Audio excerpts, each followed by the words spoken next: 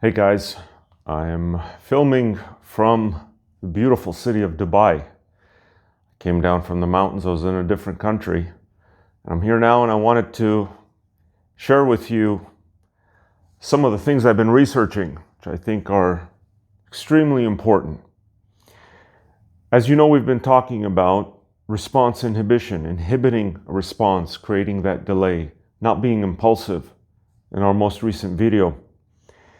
And in 1977, psychologist and mathematician Jacob Bronowski, he discussed the human language, he researched that, and he wrote about it. And some fascinating things came out of that I think you should be aware of. So today we're going to discuss four fascinating things that have come from not only our ability to inhibit and delay a response, but how language has evolved to help us reflection. And reflection, as Bronowski explained, can only happen when there is a delay between a stimulus, an event, someone says something happens, and you delay the response. You don't respond automatically. That is what he called reflection. And when you have this delay, you're able to do four things, which are fascinating. Tell me if you've heard about these things before. By the way, today is episode 79, and you're watching my channel, Henry's Millions, and I'm Henry. If you're new to the channel, please like and subscribe and comment after you watch the video. Let me know your thoughts. You're going to want to watch this video to the end. I know there's a lot of window shoppers out there that are more interested in just entertaining themselves with shorts or whatnot.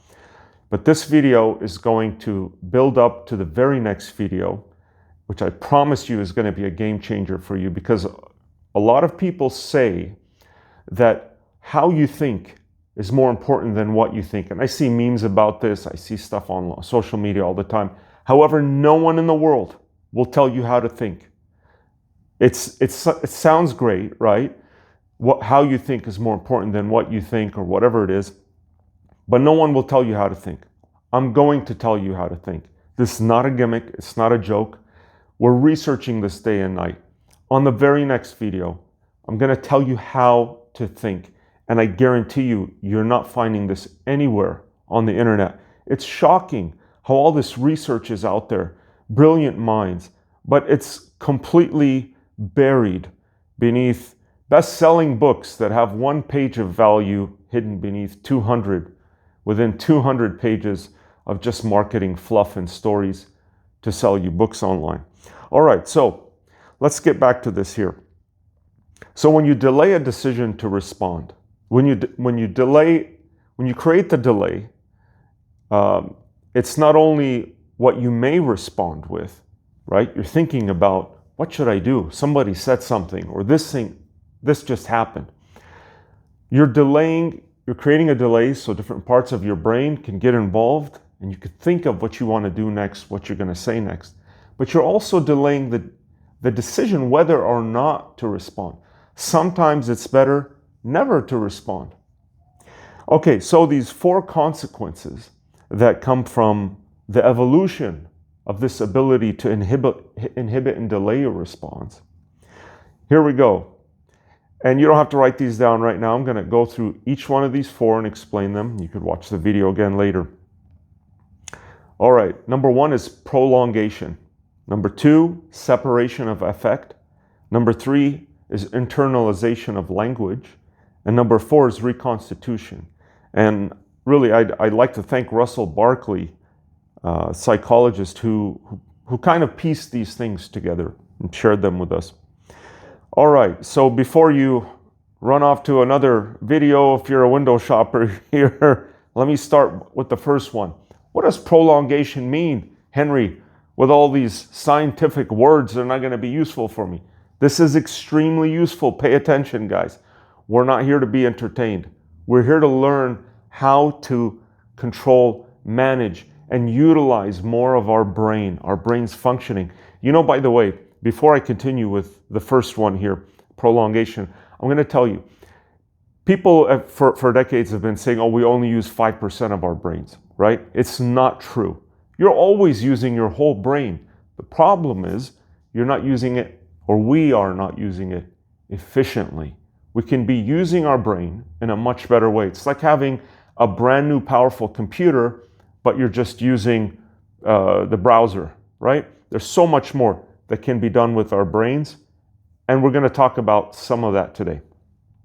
Pay attention. So prolongation, it's the ability, and remember, we're talking about 4 consequences that came from our evolved capability to delay a response, to inhibit, right? Withhold. And how language plays a role in this, our ability to reflect. The first one is prolongation. It's the ability to refer backward and forward in time, okay? It comes from prolong. We are prolonging features of an image, a message, event, something that happened in our mind. We're holding this in our memory, along with the potential ways we might respond to that, right? So this is, we're attaching those together, and we're holding it in our memory. And so it's basically relating past events to future actions. So as we discuss this more, you may be reminded of this quote unquote power of now, right? There is no power in now. It's an absence of power. It's ridiculous. It's just meant to sell the sizzle and sell millions of books. So we need this ability to refer backward and forward in time, to relate past events to future actions. That's what we're prolonging in memory, okay? So that we can recall this memory later, along with the associated responses, right? So we think immediately, how might I respond to this rude message, this rude thing that somebody has said or done to you? Could be anything, right? So, and you could think of the word like we are conjecturing, right? We're forming our opinions and conclusions based on incomplete information. And we're creating hypothetical situations in our mind, right? You remember, all of this came from you creating a delay, because we don't respond like animals. Hopefully we don't respond immediately, impulsively. We create this delay. Someone says or does something, and people get triggered, or you may not think about it, and there's like this expected or automatic reaction. That's what we do not want to do, okay? We want to delay this, and we don't want to be impulsive. All right, so prolongation, and by the way, what I'm reminded of, it's your past, your self-past, and Barclay talked about this, and your present, your self-present. Both of these go into your self-awareness. So if you're in the now, you're not really very aware of yourself. I mean, I understand you could not use your mind at all. I mean, in terms of going into the past or getting rid of not having thoughts and trying to clear up your mind. But how much awareness is there when you do that? All right, so that's very important. And by the way, there's a lot of other functions that are made capable or enabled by this memory. Like the working memory, for example, it's hindsight, forethought, the anticipations that you've attached to some of these memories. Your sense of time. Think about that. If you're in the now, there is no sense of time. We need these things. So most of us do not live in the now, and we shouldn't live in the now. Again, I think that's just for people that have a problem ruminating or worrying, dwelling, where they're doing that too much, and then they need to make themselves more present, right? But for the vast majority of us, we need the past and we need the future. Goal-directed behavior, remember? All right, number two. And number two is internalization of language. So it was very interesting to see how language develops in a human being from when they're born to adulthood. By the way, when you delay a response, you are turning language onto yourself, right? We talk out, we talk to people, we talk to others, we verbalize or vocalize. But when you create this delay, you turn language onto yourself. You can talk to yourself and work it out and see what you want to do and how you want to react or respond to that. So language changes from being just a means of communication to one of communicating with yourself and reflecting and exploring. By the way, some people have told me that I've heard from a few people with unsolicited advice to give, and they're very well-intentioned and well-meaning, suggesting that we have much shorter videos and they'd be much more entertaining. I think that there's plenty of those kinds of videos online, and I know that my subscribers today appreciate this type of discussion and this valuable information. And so watch as much as you want, as much as you find useful. And when you've had enough, you can come back to it or do whatever suits you. All right, so the development of speech and language, right? That you can experience when you have this delay and you're not being impulsive. Let me just quickly go through this. It's fascinating, right? How a human being develops. Because we start when you can hear a child sometimes, you can observe a child just talking out loud. And they could be doing something and they're just talking, could be speaking to themselves or no one in particular. And what they're saying is not doing anything, not for them and not for anyone else. But as you see a child growing, and I forgot what age these are happening, and it could be 7, 9, 11, this age range where the actual speech, it becomes progressively more internalized, and where the individual is like first, the human being starts with a conversational, task irrelevant speech, and Barclay discussed this. A young person is just talking, is conversational, is task irrelevant. It could be stimulating, self-stimulating. And then as a child or human being grows, matures, it becomes more descriptive speech and task relevant, right? At this point, it could still be vocalized. It's more descriptive, it's task relevant, and it could be turned on to the self as well. Someone's talking to themselves. And then as they grow older, human being grows older, the self-speech, the self-talk becomes more prescriptive, not descriptive, prescriptive, and self-guiding. So that's fascinating. I've said this in the last video, and I think if you haven't watched the last few videos, they're very, very useful and informative. Sometimes I'll ask people if they talk to themselves and they think I'm trying to trap them. Self-talk is crucial. It's indispensable to be able to guide and direct your own behavior and figure out what you want to do and how you want to respond to things and to achieve goals. And I mean, just to function. Self-talk is crucial.